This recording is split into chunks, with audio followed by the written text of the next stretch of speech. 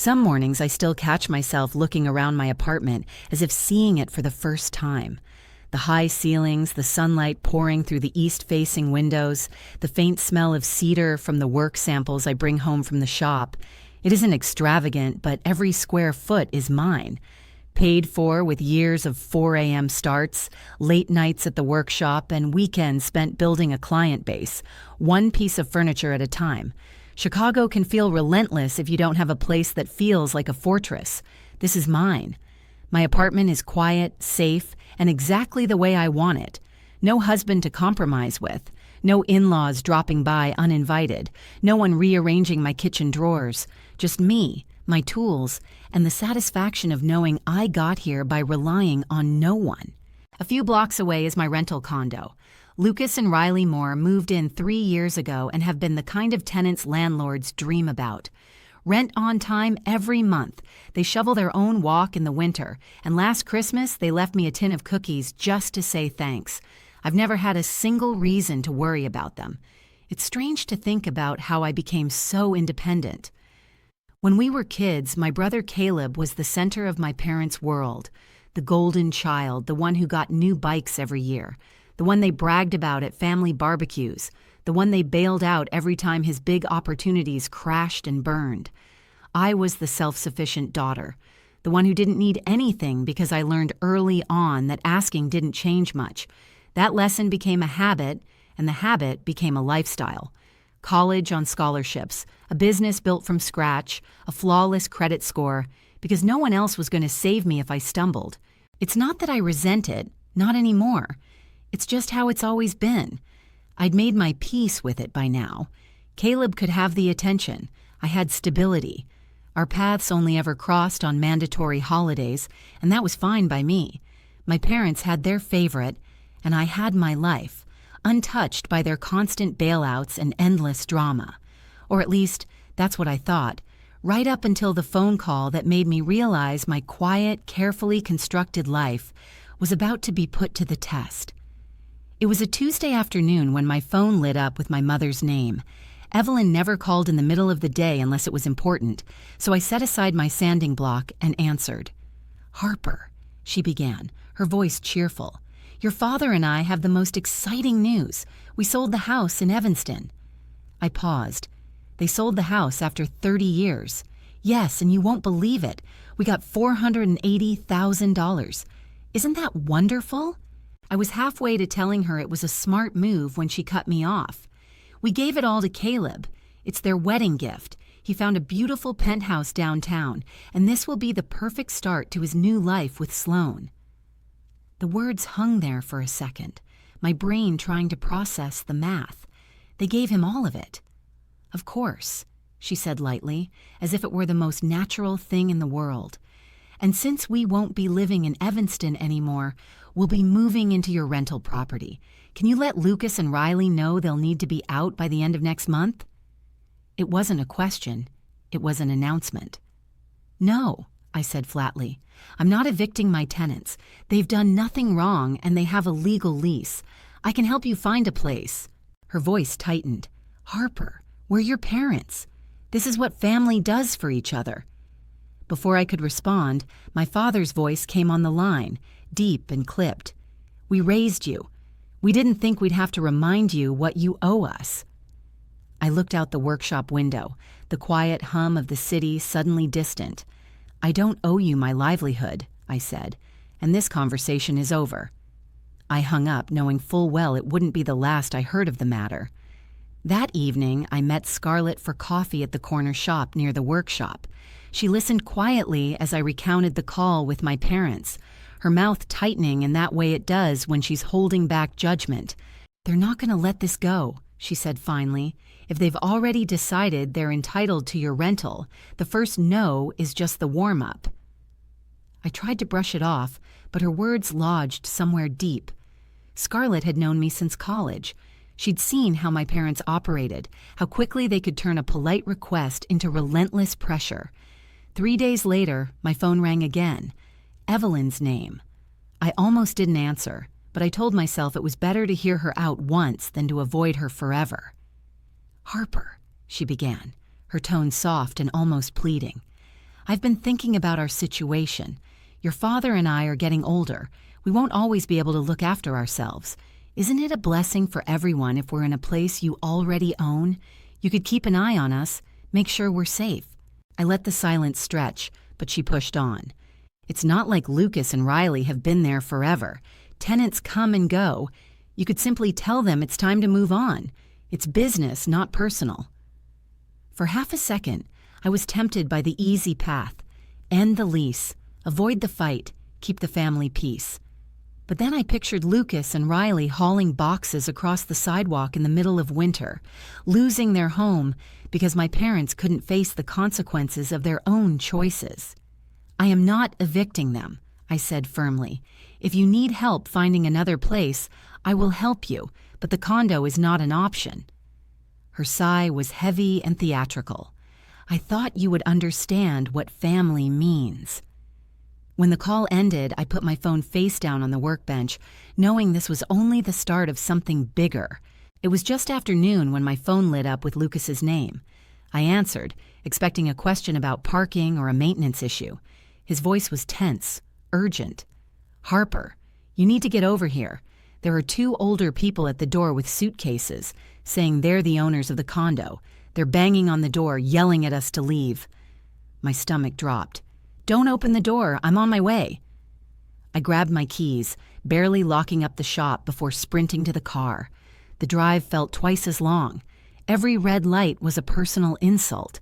I kept telling myself maybe it was a misunderstanding, that maybe they were confused, but deep down, I already knew. When I pulled up, there they were. Evelyn and Evan standing on the small front porch, 2 oversized suitcases beside them, shopping bags slung over their shoulders as if they'd just arrived from a vacation. My mother was banging on the door with the side of her fist, her voice carrying down the block. Evan stood beside her, posture stiff, jaw set like a landlord ready to collect overdue rent. "Mom, Dad, what is this?" Evelyn's face lit up as if she'd been waiting for my arrival. "Thank God you're here. These people won't let us in. Tell them they have to go." I took a deep breath, trying to keep my voice steady. "You don't live here. Lucas and Riley are my tenants. They have a legal lease. You need to leave." Evan stepped forward, his tone sharp. "We've been at an extended stay hotel for 2 weeks waiting for you to do the right thing. Our checkout is today. We're moving in." "That's not happening," I said. "You sold your house, you gave away the money, and that was your choice. This is my property, and you are trespassing." Evelyn's voice rose high enough for neighbors to peek out their windows. "We sacrificed everything for you, and this is how you repay us?" I didn't flinch. "If you don't leave, I'm calling the police." For a moment, no one moved. Then Evan yanked the handle of a suitcase, muttering under his breath as they both stormed past me to their car. I stood there watching them drive away, knowing this was far from over. The morning after the porch incident, my phone started buzzing before I'd finished my first cup of coffee.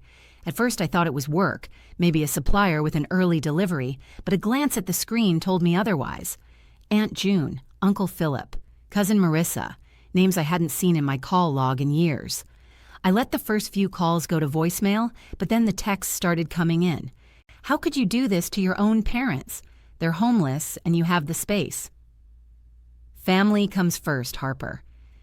By the time I got to the workshop, my phone was a constant thrum in my pocket.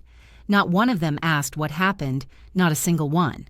They'd clearly heard one version of events and decided I was the villain.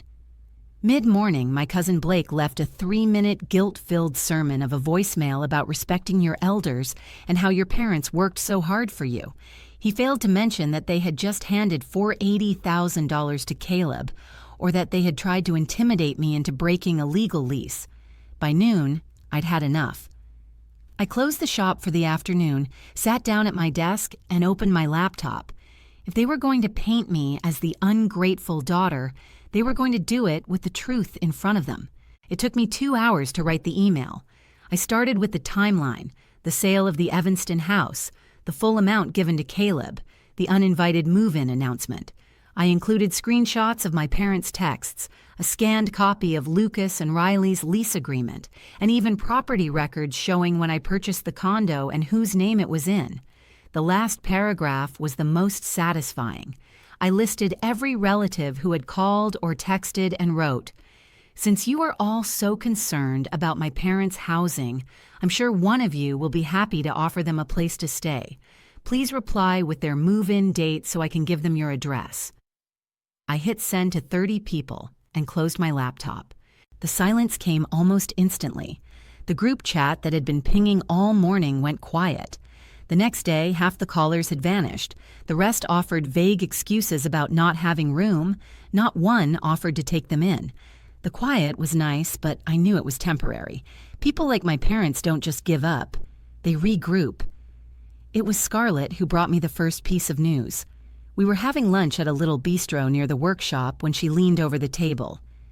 "You didn't hear this from me," she said, lowering her voice, "but Caleb's penthouse deal is falling apart." I raised an eyebrow. "Yep," she nodded. "The bank is asking for income verification, tax returns, proof of steady work. You know, basic stuff. Apparently he has nothing to show them." A slow wave of complete non-surprise washed over me. "And the deposit? Gone," she said. "Your parents' money is with the seller, non-refundable."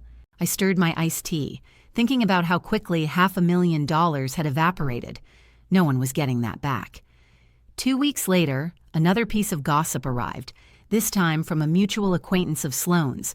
Her lavish downtown wedding, the one she'd been bragging about on social media for months, was officially off.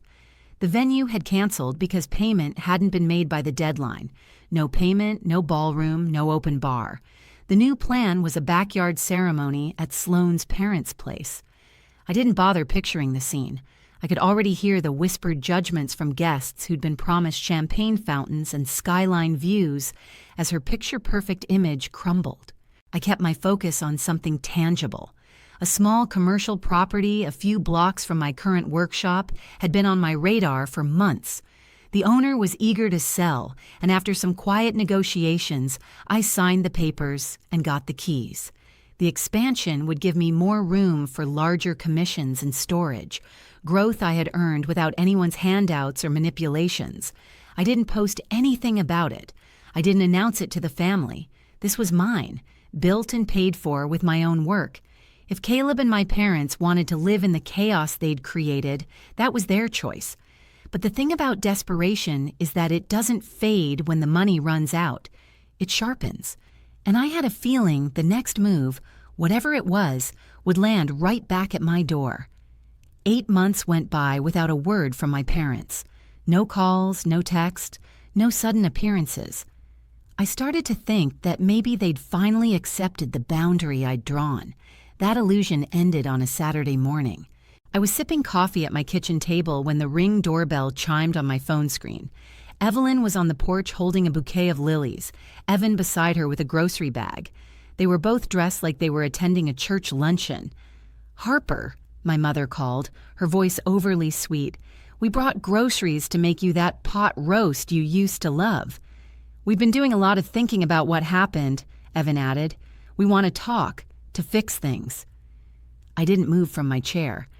8 months of silence hadn't erased the memory of them banging on my tenant's door or rallying the relatives against me. Props and polite tones didn't change what they'd done.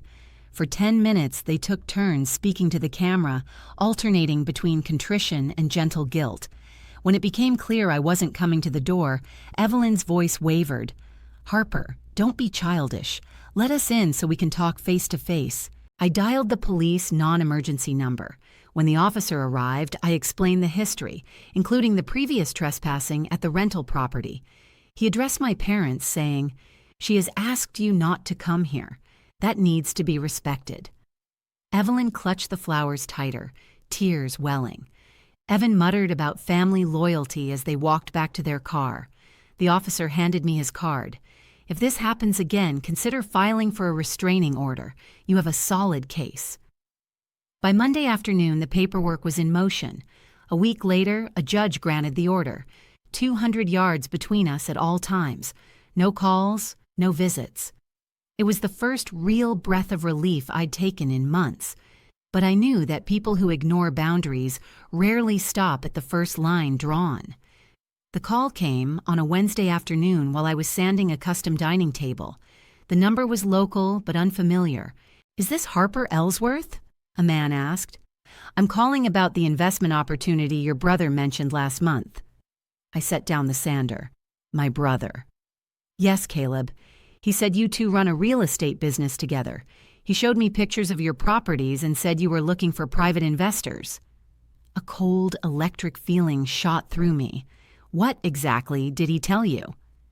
For the next few minutes, the man, David, explained that Caleb had approached him at a networking event claiming they were partners in a profitable property portfolio. He had shown him photos of my apartment, the rental condo, even the new workshop space, presenting them as shared assets. David had already handed over $3,000 as a good faith deposit for a larger investment. "David, I don't have a business partner," I said. "Caleb doesn't own any part of my properties. He lied to you." There was a long pause. "So I've been scammed." "Yes," I said, "and he's not the only one we need to worry about." After I hung up, I called the police department and was connected with a Detective Callahan. I laid out the situation, the impersonation, the photos, the money David had paid. "This is identity theft and fraud," Callahan said. "Not just a family dispute. If he's doing it to one person, he's probably doing it to others. Document everything. Names, screenshots, property records. We'll need it." I spent the rest of the day gathering every piece of proof I could find, combing through social media and business networking sites. By evening, I had uncovered 2 profiles where Caleb listed himself as a co-owner of my company. This wasn't just an oversight, it was calculated, and it wasn't going to stop unless I stopped it. David agreed to help set the stage. He texted Caleb saying he was ready to move forward with the full investment and wanted to meet in person to finalize the paperwork. Caleb took the bait immediately, suggesting a coffee shop downtown. I arrived early and took a seat in the far corner, at an angle where I could see the door but remain out of sight. 10 minutes later, Caleb walked in, wearing a sharp blazer and carrying a folder. He spotted David, shook his hand, and sat down like he owned the place. David asked him to explain the partnership again, playing the part of a cautious but eager investor. Caleb spoke smoothly about our properties, gesturing to the folder as if it held million-dollar contracts. That was my cue. I stood up and walked across the room. "Funny," I said, sliding into the seat next to David. "I don't remember agreeing to any partnership." The color drained from Caleb's face. "Harper, I can explain." "Please do," I said, "and make it good. David is recording this." He stammered something about a misunderstanding, about trying to secure funding for our next deal. I cut him off. "There is no our. You are using my name and my properties to scam people. You are going to give David his money back. You are going to take down every fake profile, and you are going to pray the police are lenient with you." Caleb's jaw tightened. "You wouldn't call the cops on your own brother." I pulled out my phone. "Watch me." He started to protest, but I was already dialing. I told the operator I had a fraud suspect with me. I gave our location and waited. When the officers arrived, I handed over David's recording, the screenshots, and the property records. Caleb tried to talk his way out of it, but the evidence was overwhelming. They cuffed him at the table and walked him out past the espresso machine. As the door swung shut behind them, I knew the consequences hadn't even begun. Caleb took a plea deal, guilty of fraud and identity theft. He received 2 years of probation and an order of restitution to pay back David and several other victims the police had uncovered, nearly $40,000 in total. It was the first time in his life he was held accountable for something bigger than a bounced check. Sloan was gone in less than a month. Her social media went dark on all things related to him, and friends told me she'd moved back home with her parents in Florida. Caleb stayed in Chicago, working at a call center, renting a tiny studio in a part of town my parents used to call too far from the lake. Evan and Evelyn never acknowledged what he'd done.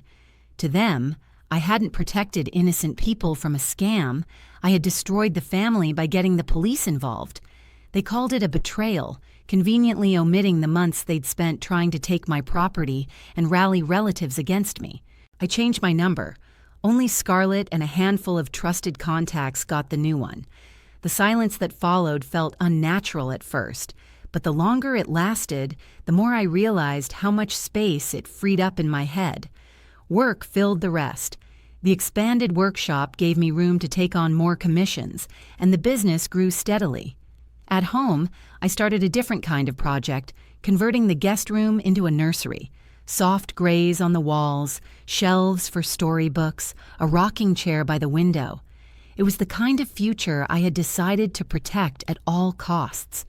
The door to my family remained closed. Whatever was on the other side of it belonged to them, not to me.